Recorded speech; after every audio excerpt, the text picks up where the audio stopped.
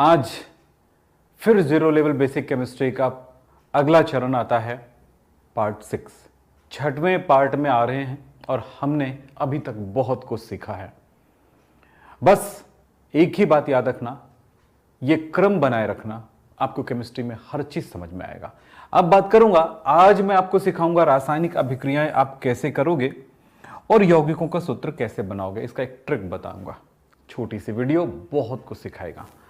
आपने अभी तक जो पढ़ा है उन चीजों की तरफ अगर जाएं तो आपने पीरियोडिक टेबल पढ़ा। पीरियोडिक टेबल की सहायता से आपने ऑक्सीकरण संख्या निकालना सीखा, उनकी संयोजकताएं बनाना सीखे, लेविस डॉट सिंबल सीखे, परमाणु क्रमांक, परमाणु भारों के बारे में बात करेंगे, परमाणु क्रमांक बनाना सीखे। यानी आपने यहां तक बहुत बड़ी चीजें हासिल कर ली है। ये पूरी पीरियोडिक टेबल आपको याद है। अगर ये याद है ना तो केमिस्ट्री आपके हाथों में आ चुका है बहुत कुछ चीजों को सीखने के लिए। तो पहली बात करते हैं यहां पे कि भाई ये ग्रुप नंबर 1, ग्रुप 2, 3, 4, 5, 6, 7, क्योंकि इसका यूज करूंगा मैं रासायनिक समीकरणों को बनाने के लिए। सो देखें 8, 9, 10, 11, 12, 13, 14, 15, 16, 17, 18 ग्रुप। ये समूह हो गए, ग्रुप हो गए। इसको हम पुराने विधियों द्वारा अगर हम नामकरण करते हैं वर्गों का, तो वो कैसा होता है? वो होता है रोमन नंबर 1A, 2A, यहां पर आता है 3B, 4B, क्योंकि ये 2A, 3A यहां पर है, 3rd A, 4th A, 5th A, 6th A, 7A और यहां पर है 8A। इस जगह पर चलें तो ये फर्स्ट ए ग्रुप है, सेकंड ए ग्रुप है। यहां पर 4A, 5A, 6A, यहां पर A नहीं है, यह है B है। क्या है? B, क्योंकि 3rd B से ये पूरा का पूरा B होगा, डी ब्लॉक एलिमेंट्स। तो ये 4B, 5B, 6B, 7B, उसके बाद 3 ग्रुप जो है वो तीनों को कहा जाता है 8B ग्रुप। फिर ये फर्स्ट B और ये है सेकंड B ग्रुप। ये आवर्त सारणी में इतना आप जान चुके हैं इतने दोनों की पढ़ाई में। और क्या जान चुके हैं? यहां पर S ब्लॉक एलिमेंट और P ब्लॉक एलिमेंट्स की संयोजकताएं जान चुके हैं। संयोजकताएं कितनी होती हैं? मैं संयोजकता की बात करता हूं तो संयोजकता कितना है इसका? तो संयोजकता है यहां पर इस ग्रुप के एलिमेंट का 1, तो इसका 2, इसका 3, 4, 3, 2, 1, 0। और आप ये भी जान चुके हैं कि भाई जो धातु होते हैं उनमें ये संयोजकताएं जो होती है पॉजिटिव चार्ज में रहेगा और जो अधातु होते हैं उसमें वो नेगेटिव चार्ज में रहेगा। उपधातु में धनात्मक ऋणात्मक दोनों हो सकता है, वो सिचुएशन पर डिपेंड करेगा वो किससे जुड़ा हुआ है। तो यहां पर है ये boron, silicon, arsenic, tellurium, astatine, ये उपधातु है, उपधातु है, उपधातु, ये पॉजिटिव नेगेटिव। तो हम यहां पर ऑक्सीडेशन नंबर की तरफ चलते हैं। तो ये देखें ऑक्सीकरण संख्याओं में +1, +2, इस वर्ग के सभी तत्वों की ऑक्सीडेशन नंबर +1, ये +2, यहां पर आता है +3, +, -4, -3, -2, -1 और 0।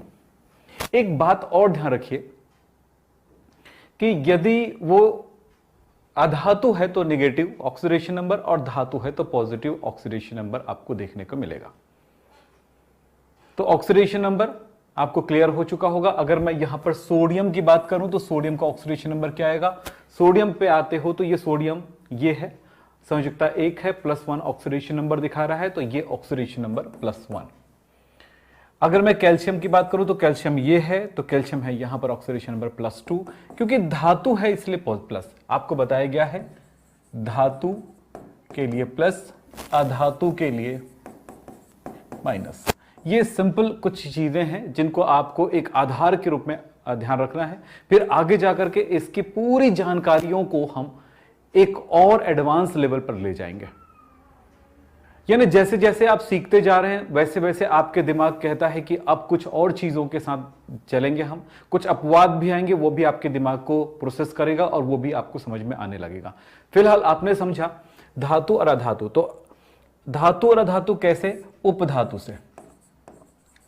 उपधातु के इस तरफ है वो धातु है, उस तरफ है वो अधातु है। ये उपधातु है, अधातुएं हैं, अधातुएं हैं, ये उपधातु है, इधर ये है धातुएं। हाइड्रोजन और हीलियम याद रखिएगा, हाइड्रोजन और हीलियम अधातु है, हाइड्रोजन और हीलियम अधातु ही, ये ध्यान रखिएगा। धातु की तरफ जरूर नजर आ रहा है लेकिन ऐसा नहीं है, तो हम ध्यान रखें यहां तक। तो ऑक्सीडेशन नंबर आप याद रखिएगा, इन्हीं ऑक्सीडेशन नंबरों का उपयोग करेंगे और हम यौगिकों का निर्माण करेंगे। पहले यौगिकों का निर्माण करना आना चाहिए, फिर रासायनिक समीकरण बनाना हमारे लिए आसान हो जाएगा। जैसे सिंपल एक बात बोलूं यहीं पे कि अगर मैं ये कह दूं कि सोडियम और क्लोरीन आपस में मिलकर के क्या बनाता है, बस इतनी ही छोटी सी चीज को पकड़ लूं तो आज की क्लास कंप्लीट हो जाएगा। कैसे? जरा देखिए। सोडियम और क्लोरीन, सोडियम के बारे में हम जान चुके हैं कि सोडियम की ऑक्सीडेशन नंबर +1 होगा, पॉजिटिव है, धातु है। क्लोरीन, क्लोरीन यहां पर है आपके पास ये 7वें ग्रुप में, और देखो ऑक्सीडेशन नंबर -1 है, तो -1 है। अब देखो करना क्या है ये याद रखना, इसकी ऑक्सीडेशन नंबर जितनी होगी या संयोजकता जितनी होगी ये क्लोरीन की संख्या बनाएगा, और ये जो है संयोजकता 1 है तो ये इसकी सोडियम की संख्या बनाएगा। मतलब हमारे पास इन दोनों से मिलकर बना सोडियम, ये हो गया 1, सोडियम के लिए ये हो गया 1 और क्लोरीन के लिए ये हो गया 1, तो ये हो गया NaCl बन गया। तो इस तरह से NaCl का निर्माण होता है, एक सोडियम और एक क्लोरीन के मिलने से NaCl। देखते चलिए और बहुत सारी चीजें हम यहीं पर देखते जाएंगे, पर करना क्या है आपको क्लियर हो चुका होगा। करना क्या है सूत्र बनाने के लिए? सूत्र बनाने के लिए बस इतना ही करना है कि मेरे पास 2 तत्व है, एक तत्व A हुआ और एक तत्व हुआ B। इसकी ऑक्सीकरण संख्याएं या संयोजकता X है और इसकी संयोजकता Y है। इस संख्या को आप यहां पर लगा दोगे और इस संख्या को आप यहां पर लगा दोगे तो क्या मिलेगा? AYBX, ये फॉर्मूला है। सूत्र बनाने का एक ट्रिक है, बस इतना ही याद रखिएगा।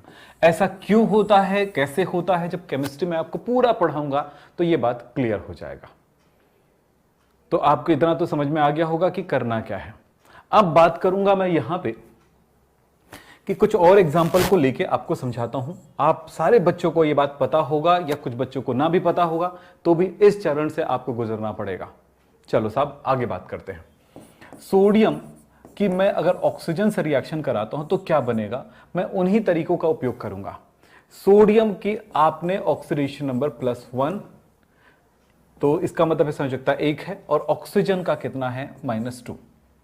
ये संख्या कितना है, इधर 1 आ गया और इधर ये 2 आ गया, तो मिल गया, बन गया देखो Na2, 2 हो गया Na2, और O कितना हुआ, O कितना है देखो 1, तो ये हो गया O1। 1 लिखने की जरूरत कभी भी नहीं पड़ती है, ध्यान रखिएगा।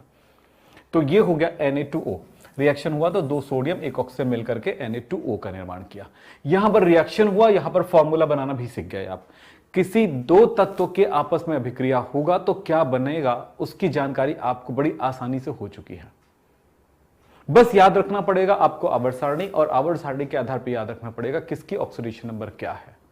कुछ और एग्जाम्पल करते हैं। चलिए, ये आवर्त सारणी मैंने यहां पर ले लिया, ये +1 +2 +3 +-4 -3 -2 -1 एंड 0 ऑक्सीडेशन नंबर।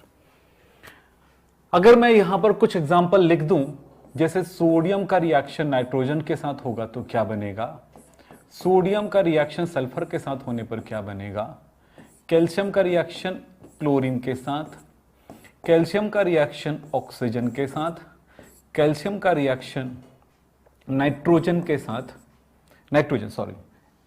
N के साथ। इसी तरह से और भी रिएक्शन करके देख लीजिएगा, नाइट्रोजन का ऑक्सीजन के साथ,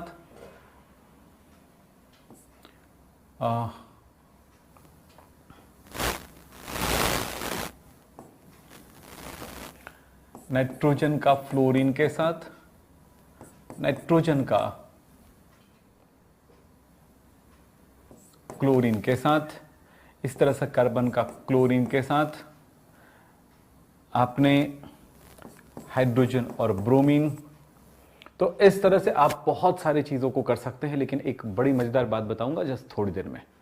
पहले तो आप सब बना सकते हैं इसको, सारे बच्चे मुझे बता दें कि क्या आप इसे बना सकते हैं, यदि हाँ तो बिल्कुल बताएं, जल्दी बताएं। बन जाएगा ये सर नो या बन जाएगा? तो चलो देखें। तो बस यही करना है जो मैंने अभी बताया, इसके अलावा कुछ भी नहीं करना है। वो क्या है? सोडियम ऑक्सीडेशन नंबर 1 +1 और ये -3 +1 -2 +2 -2 सॉरी +-2 ये नहीं भाई -1 -1 +2 -2 +2 -3 -3 -2 -3 -1 -3 -1 यहां पर ये प्लस या -4 लिख सकते हो। यहां पर कार्बन है, कार्बन की कंडीशन में दोनों तरह की चीजें देखने मिलती हैं, -1 या -4 भी लिख सकते हो, कार्बन है अधातु है तो ये +1 और ये -3। चलिए वैसे अब क्या होगा जरा देखो आप, अब क्या बनेगा बताओ? Na कितने बार होगा? 3 बार, और N होगा 1 बार। Na3N बना। साथ में दो तत्वों के मिलने से कैसा यौगिक बनता है, उस यौगिक का फॉर्मूला क्या होगा, उस कंपाउंड का फॉर्मूला क्या होगा, वो आपको बनाने आ गया। यौगिकों का सूत्र बनाने आ गया, कंपाउंड का फॉर्मूला बनाने आ गया। साथ में आपको रिएक्शन भी करने आ गया। देख लीजिए आप, इन दोनों के मिलने से क्या रिएक्शन में क्या कंपाउंड बनेगा ये भी बता सकते हैं। यही तो अभिक्रिया है कि दो पदार्थों को मिलाए और नया क्या चीज बना वो आप बता सकते हैं। आपको भविष्यवाणी करने आ गया, ये बहुत बड़ी चीज है। फिलहाल यहां पर देखो सोडियम 1 और ये तो क्या बनेगा बेटा बोलो?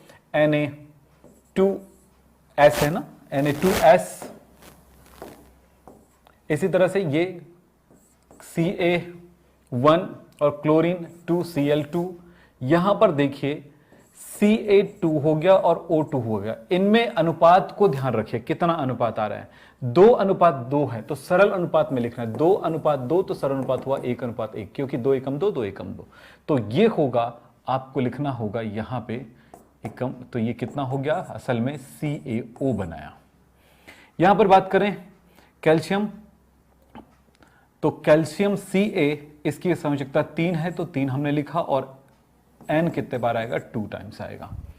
यहां पर देखो ध्यान से कि नाइट्रोजन के लिए नाइट्रोजन 2 होगा क्योंकि ऑक्सीजन की संयोजकता 2 है। ऑक्सीजन 3 होगा क्योंकि नाइट्रोजन की संयोजकता 3 है।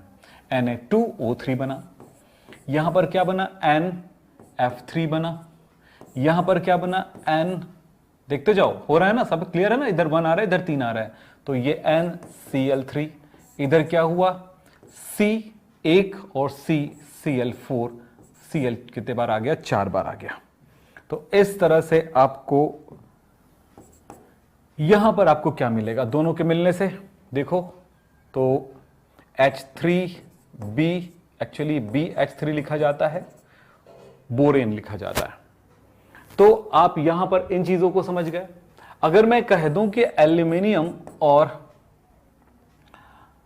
क्लोरीन मिल जाए तो क्या बनेगा? तो एल्यूमिनियम के ऑक्सीडेशन नंबर 3 है, तो क्लोरीन का 1 है। आपको यहीं से पता चल गया जब आपको पीरियोडिक टेबल याद है, यानी कि इसके जस्ट पहले वाला क्लास, ये लेक्चर नंबर 6 है, तो लेक्चर नंबर 5 में आपने इन चीजों को देखा है कि ऑक्सीकरण संख्या कैसे निकालते हैं, संयोजकता कैसे निकालते हैं, लेविस डॉट सिंबल कैसे ज्ञात करते हैं, ये सारी चीजें आपने पीरियोडिक टेबल के साथ आपने देखा है।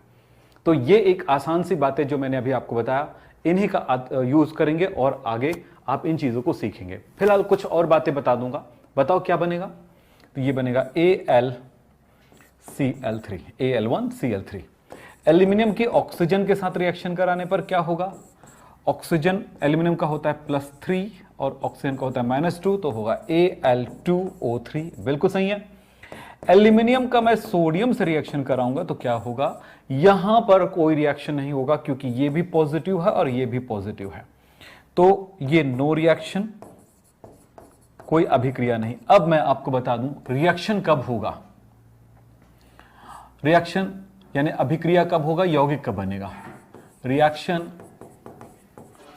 होगा कब होगा ये देखें। पहली कंडीशन ये है, एक पॉजिटिव और दूसरा नेगेटिव होगा, यानी कि पहला धातु और दूसरा अधातु होगा, तब रिएक्शन होगा। और इस तरह से बना हुआ यौगिक आयनिक यौगिक कहलाएगा। आयनिक यौगिक है, यानी Na प्लस और Cl माइनस के रिएक्शन से NaCl। अच्छा, ये माइनस प्लस जब रिएक्शन लिखोगे तो माइनस प्लस कुछ नहीं लिखना है भाई, यहाँ पे सिर्फ आपको इसकी जानकारी होनी चाहिए कि इसकी ऑक्सीडेशन नंबर कितनी है, इसी के बेस पर ये बना है। यहाँ पर भी हमने इस चीज को सिर्फ आपको इस बात को निकालने के लिए हमने यहाँ पर ऑक्सीडेशन लिखा था, आपको लिखने की आवश्यकता नहीं, चूंकि पीडीएफ दे रहा हूं तो पीडीएफ आप जरूर देख लीजिएगा इसमें। चलो, अब पीडीएफ कैसे प्राप्त करोगे इसकी भी जानकारी मैं जस दूंगा, आपको थोड़ी देर रुक जाना है। चलो साहब, ये मिल गया आपको। इसी तरह से दूसरा एग्जांपल मैं ले लूं। दूसरा, दोनों निगेटिव हो, यानी कि अधातु और अधातु दोनों अगर निगेटिव हो तो बनेगा सहसंयोजी, सहसंयोजी यौगिक। सहसंयोजी यौगिक कैसे? अधातु अधातु मिलकर के। तो जैसे एग्जांपल है, मेरे पास सल्फर है और ये ऑक्सीजन है। चलो मैं सल्फर और क्लोरीन ले लेता हूं, आसान तरीका। ये लो क्लोरीन ले लिया, इसकी ऑक्सीडेशन नंबर नेगेटिव माइनस है और ये -1 है, -2 है और -1 है। तो क्या बनेगा? SCl2। तो ये सहसंयोजी यौगिक है। इसके अलावा कोई भी तीसरे कंडीशन में कोई यौगिक नहीं बनेगा, यौगिक नहीं बनेगा। जैसे दोनों पॉजिटिव हुआ तो, है ना, दोनों में से कोई भी 0 हुआ तो,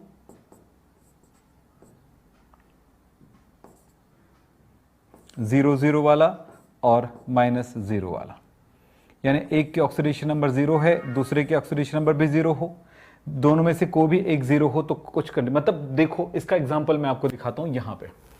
चलिए देखिए, एक यहीं पर देख लीजिए आप, छोटा सा एग्जांपल, कि मैं अगर कहता हूं कि सोडियम का रिएक्शन हीलियम धातु से कर रहा हूं, हीलियम अधातु है, अक्रिय गैस है, तो इसकी ऑक्सीडेशन नंबर 0 है, जबकि इसका +1 है।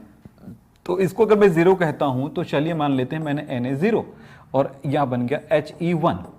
तो मुझे बताओ कि Na है ही नहीं है, यानी कि Na He के साथ जुड़ा ही नहीं है, तो यहां पर नो रिएक्शन है, कोई रिएक्शन नहीं, नो रिएक्शन।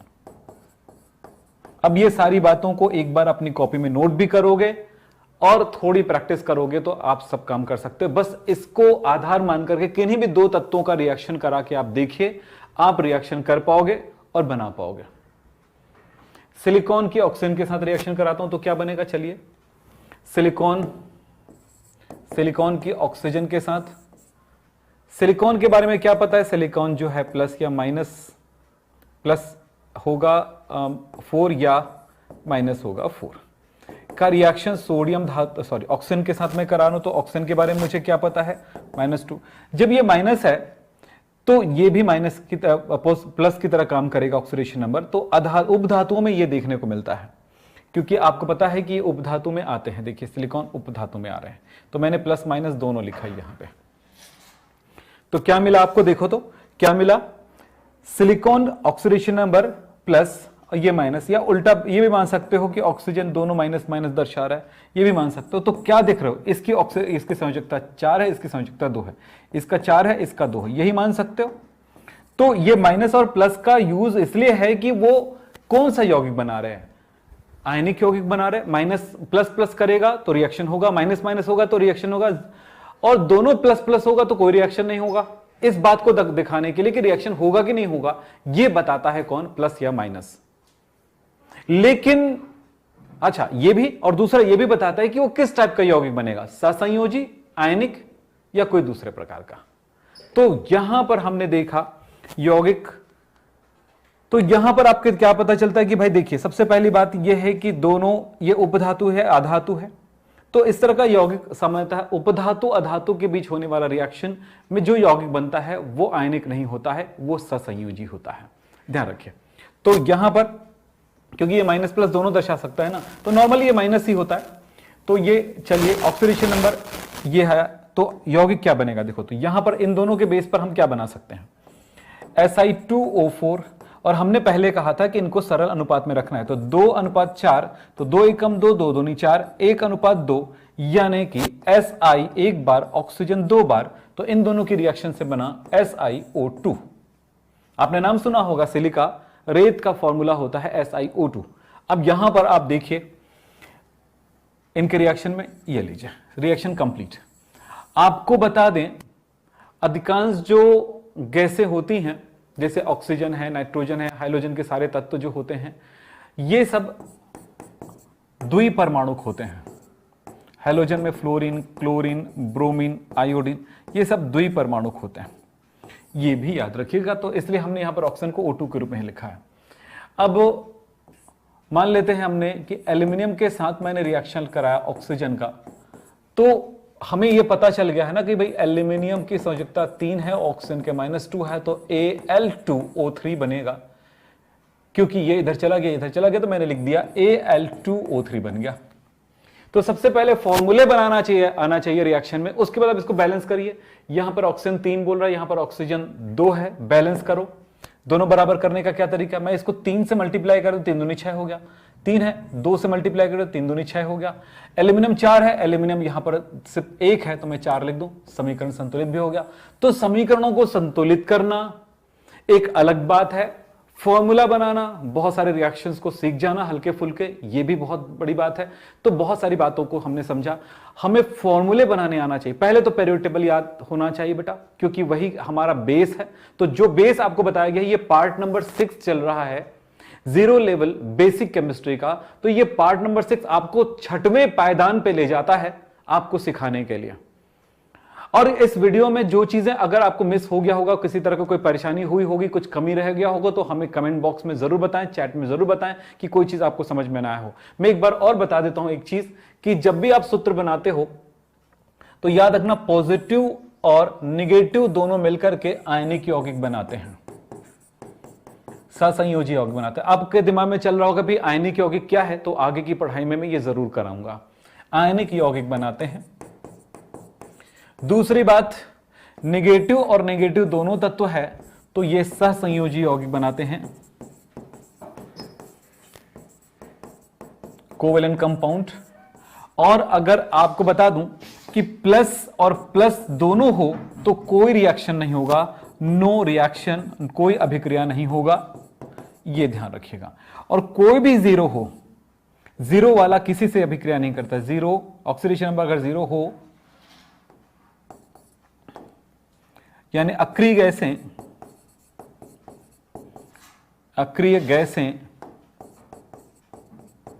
अभिक्रिया नहीं करती हैं।